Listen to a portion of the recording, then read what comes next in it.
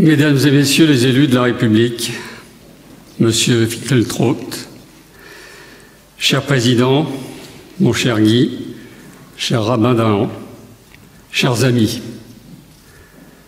ce jour du 7 octobre porte et portera à jamais le deuil de nos frères et sœurs en Israël et de tous les Juifs.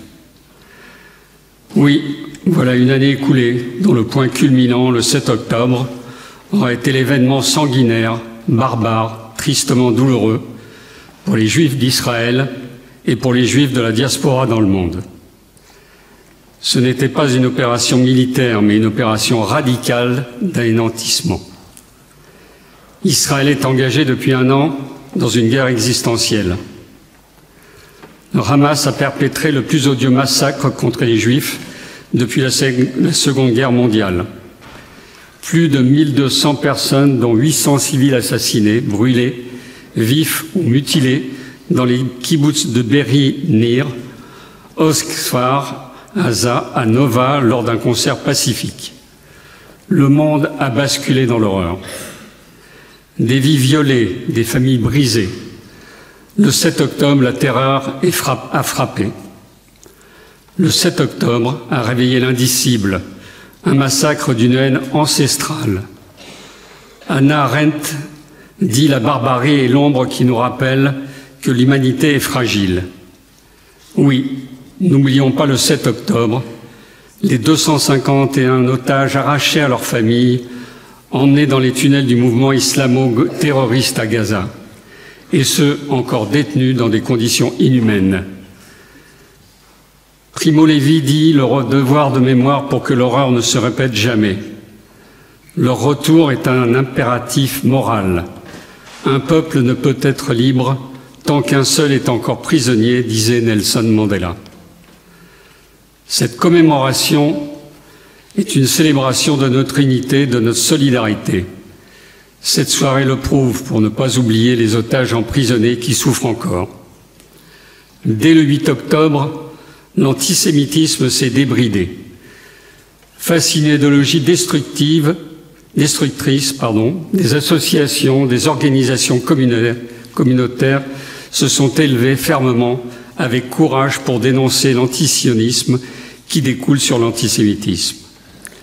Le sionisme, un alibi bien peu pensant d'un antisémitisme honteux.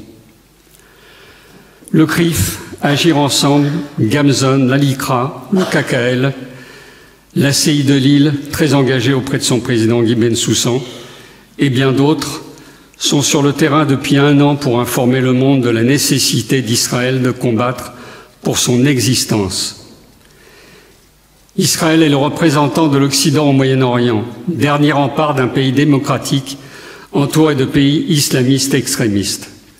L'Occident est en danger. Chez nous, pas seulement les Français juifs, qui représentent seulement 1% de la population, mais les Français dans leur ensemble. Depuis le 7 octobre, nos universités sont en danger.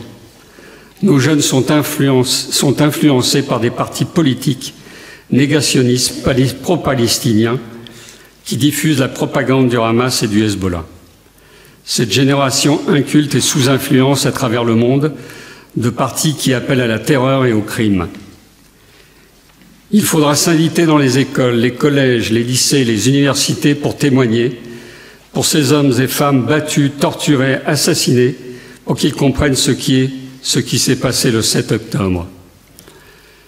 Oui, en ce jour de deuil, de commémoration, honorons la mémoire des victimes des otages. Le souvenir, c'est aussi agir ensemble.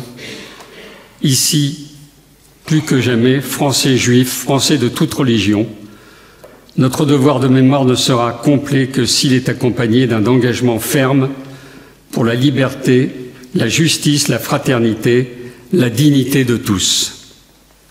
Et je voulais ajouter que je ne peux m'empêcher de penser à cet enfant qui avait 9 mois à l'époque quand il a été enlevé avec sa famille. C'est une émotion toujours très forte pour moi. Merci.